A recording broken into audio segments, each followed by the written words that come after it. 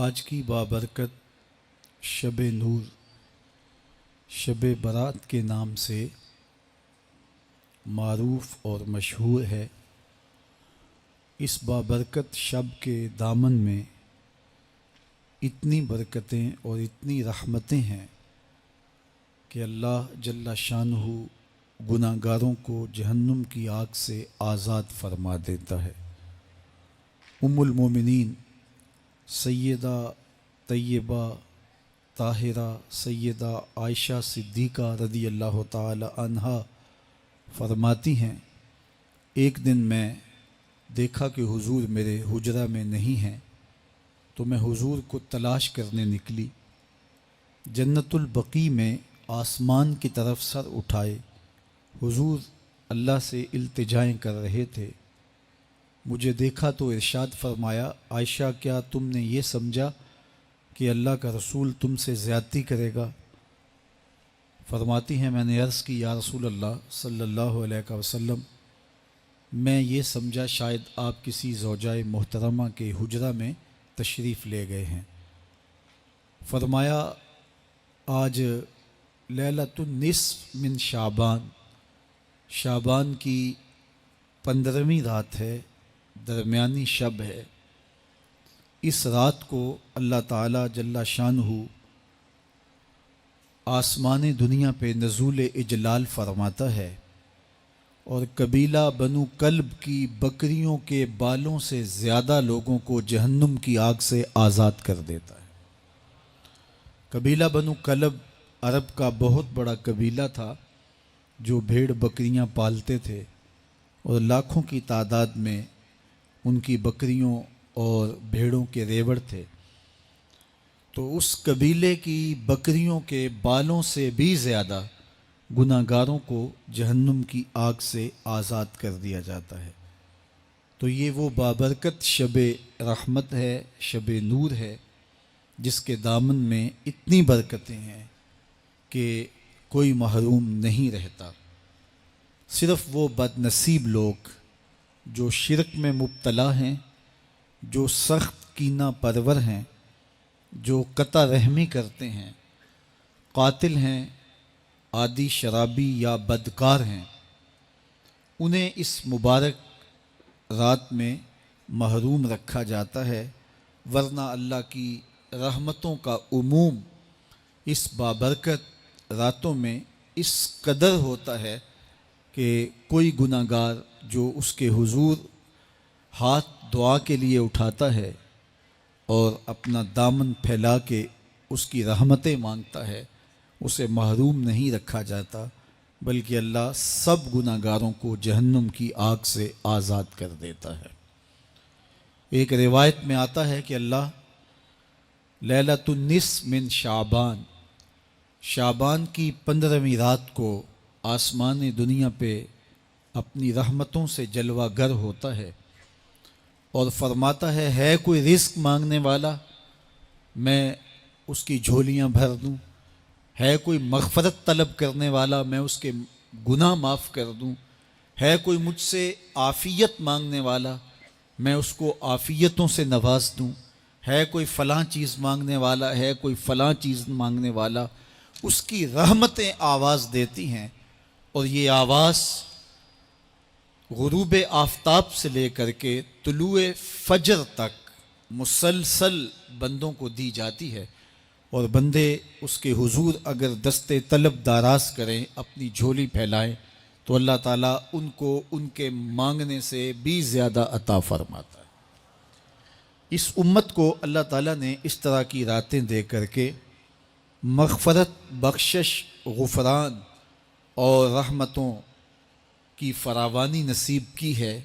میرے حضور نے ارشاد فرمایا، ایک شخص صبح سے لے کے ظہر تک مزدوری کرتا ہے، اس کو ایک قیراط ملتا ہے۔ ایک ظہر سے لے کر عصر تک مزدوری کرتا ہے، اس کا وقت تھوڑا ہے لیکن اس کو بھی ایک قیراط ملتا ہے۔ اور تیسرا شخص عصر سے لے کر مغرب تک مزدوری کرتا ہے، اس کو 2 قیراط ملتے ہیں، جبکہ اس کا وقت دونوں سے کم ہے۔ فرمایا پہلی مثال یہود کی ہے، دوسری مثال نصارہ کی ہے، اور تیسری مثال میری امت کی ہے کہ اس کو تھوڑے عمل پر زیادہ ثواب دیا جاتا ہے۔ تو یہود اور نصارہ نے اس پہ برا منایا تو حضور علیہ السلام نے فرمایا کہ اللہ نے ان کے اجر میں تو کمی نہیں کی، لیکن مسلمانوں کو زیادہ اجر دے دیا، تو یہ اس کی کرم نوازی ہے۔ تو یہ تھوڑے وقت کی عبادتیں اور چند راتوں کی بیداری اور مخصوص اوقات میں اللہ کے حضور عبادت و ریاضت ایک گناہ گار کو کہاں سے کہاں تک پہنچا دیتی ہے، اس کے گناہوں کی معافی کا ذریعہ بھی بنتی ہے اور درجات کی بلندی کا سبب بھی۔ دیکھیے لیلۃ القدر ایک رات 1000 مہینے کی عبادتوں سے بہتر قرار پاتی ہے۔ اسی طرح دیگر مواقع ہیں کہ اللہ تعالیٰ اس امت کے لیے رکھے ہیں، رحمت رب بہانہ می طلب، اور یوں بھی پڑھا گیا رحمت رب بہانہ می طلب۔ اس کی رحمتیں قیمت نہیں مانگتی اور اس کی رحمتیں بہانہ تلاش کرتی ہیں، تو وہ اپنے بندوں کو بخشنے پہ آمادہ ہے اگر وہ اپنا دامن طلب پھیلائیں۔ قرآن مجید میں ایک مقام دیکھیے کتنا دل آویز ہے، فرمایا ما یفعل اللہ بعذابکم، اللہ تمہیں عذاب دے کے کیا کرے گا؟ اس کی یہ چاہت نہیں ہے کہ تمہیں عذاب میں مبتلا کرے، اس کی چاہت یہ ہے کہ تم اس کی چوکھٹ پہ آؤ، جھولی پھیلاؤ، اس سے خیرات اور رحمت مانگو، اور وہ تمہارے ماضی کے سارے گناہ معاف کر کے، ساری غلطیاں معاف کر کے تمہیں اپنی رحمتوں سے مالا مال فرما دے۔ تو وہ بندوں کو بخشنے پہ، بندوں کی مغفرت کرنے پہ آمادہ ہے اور اس کی رحمتیں بہانے تلاش کرتی ہیں۔ اللہ اکبر۔ اور دوسری جانب اس کے بندے، اس کے مملوک، اس کی مخلوق، اور مخلوق کی گناہ گار اور نیکوکار اس کی رحمتوں کے طالب ہوتے ہیں، بلکہ وہ گناہ کرنے کے بعد جب معافی مانگتے ہیں تو اللہ کو یہ معافی بہت پسند ہے۔ معافی مانگنا، اس کے حضور اپنے دامن کو پھیلانا، وہ اس کو بہت زیادہ محبوب ہے۔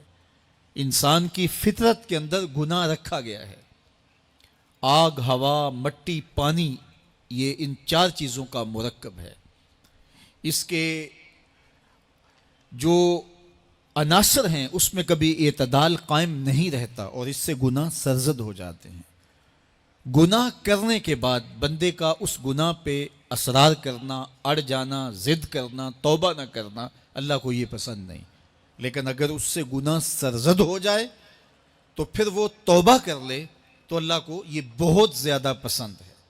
جو اس سے ہو سکے نیکی وہ اللہ کے حضور پیش کرے، لیکن اس کے اندر جو شر رکھی گئی ہے، اس کے اندر جو قوتیں گناہ کی رکھی گئی ہیں، اس سے اگر اس سے گناہ سرزد ہو جائے تو پھر وہ اللہ سے توبہ کرے، اللہ کی طرف رجوع کرے، تو اللہ اس کی توبہ کو نہ صرف قبول کرتا ہے بلکہ اس کے گناہوں کو معاف کرتا ہے اور گناہوں کو بدل کے نیکیوں میں تبدیل کر دیتا ہے۔ جب گناہ نیکیوں میں تبدیل ہو گئے تو جتنا بڑا گناہ گار تھا اتنا بڑا نیکوکار ہو گیا۔ حضرت سیدنا عمر رضی اللہ تعالیٰ عنہ بازار میں جا رہے تھے تو ایک شرابی نے ہاتھ میں بوتل پکڑی تھی شراب کی، تو حضرت عمر ہاتھ میں درہ رکھتے تھے اور آپ کا جاہ و جلال دیدنیت ہوتا، تو جو ہی حضرت عمر رضی اللہ تعالیٰ عنہ کو اس نے دیکھا تو ڈر گیا اور دل ہی دل میں کہا اے اللہ آج عمر کے قہر سے بچا لے، میں تیری بارگاہ میں سچی توبہ کرتا ہوں، اور جلدی سے شراب کو بغل میں چھپا لیا۔ اتنے میں حضرت عمر سر پہ پہنچ گئے اور گرج کر کڑک کے کہا کہ یہ تیری بغل میں کیا ہے؟ چونکہ اس کو بوتل چھپاتے دیکھا تھا تو وہ ڈر گیا اور ڈرتے ڈرتے کہنے لگا حضرت یہ سرکہ ہے۔ اب تھی تو شراب لیکن ڈرتے ہوئے بولا حضرت سرکہ ہے، تو حضرت عمر نے کہا نکال۔ جب نکالا تو شراب نہیں تھی، واقعی سرکہ بن چکا تھا۔ تو جب اللہ کے حضور کوئی توبہ کرتا ہے اللہ اس کے گناہوں کو بدل کے نیکیوں میں تبدیل کر دیتا ہے۔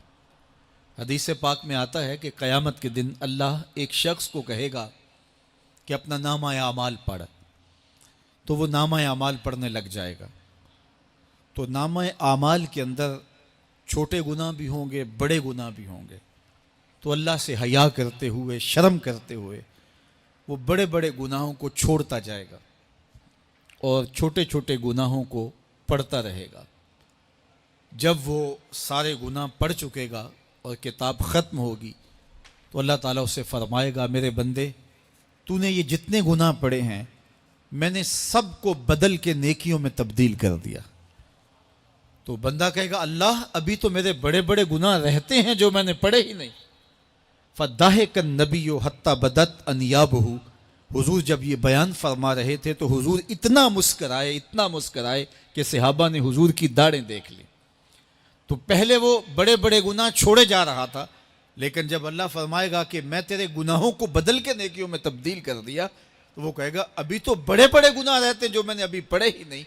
تو جب کوئی بندہ اس کے حضور توبہ کرتا ہے، اللہ یہ نہیں دیکھتا اس نے گناہ کتنے کیے ہیں، یہ دیکھتا ہے بندہ آیا میری چوکھٹ پہ ہے تو اللہ اس کے پچھلے سارے گناہ معاف فرما دیتا ہے۔ اللہ اکبر۔ میرے اور آپ کے آقا و مولا نے اللہ کے حضور توبہ کرنے اور اس پر اللہ کی خوشی اور اللہ کی خوشنودی کا ذکر کرتے ہوئے ایک مثال بیان فرمائی کہ ایک شخص صحرا میں سفر کر رہا تھا، تو وہ ایک درخت کے نیچے دوپہر کاٹنے کے لیے، سستانے کے لیے رک گیا اور درخت کے ساتھ اپنے اونٹ کو باندھ دیا اور خود لیٹ گیا تاکہ دوپہر کاٹ لوں۔ تھوڑی دیر کے بعد جب اس کی آنکھ کھلی تو اس نے کیا دیکھا کہ اونٹ ماں ساز و سامان کے ساتھ غائب ہے۔ اب صحرا میں اونٹ کا گم ہو جانا گویا زندگی چلے جانے کے مترادف ہے۔